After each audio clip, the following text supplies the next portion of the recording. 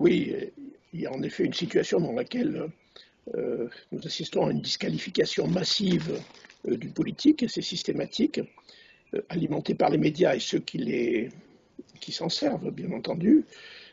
En même temps, les Français font confiance à leurs élus de proximité.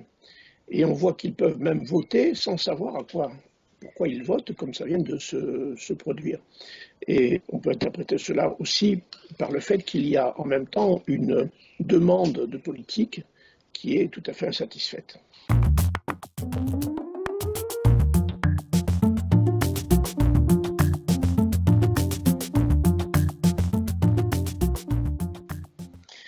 Oui, parce qu'en fait, il n'y a pas de véritable démocratie majeure si la société civile est encadrée et verrouillée par un État dominateur, seul arbitre de l'intérêt général. Et il n'y a pas plus de démocratie majeure si les électeurs sont les supplétifs de luttes de pouvoir partisanes, comme on le voit dans ces élections, dont on ne connaît pas les objectifs en dehors du fait que c'est une lutte de pouvoir. Et il n'y a pas de démocratie majeure si la loi des systèmes s'impose à nous, sans libre arbitre, comme les lois de la nature, les lois des marchés, les lois de l'économie, de la finance, etc., etc. En fait, le politique, c'est l'espace de gouvernance et de régulation des communautés humaines majeures. C'est le seul qui puisse avoir le bien commun comme critère de régulation.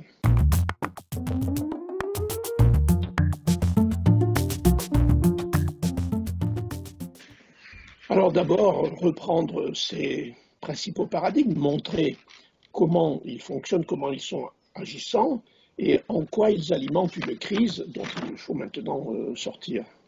Et dans un second temps, je dessinerai les contours de ce qu'est une démocratie communautaire.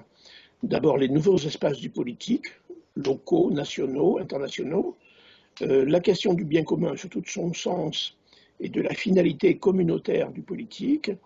Et enfin, je développerai la question des différents niveaux de démocratie communautaire qui articulent le participatif, le représentatif et l'électif.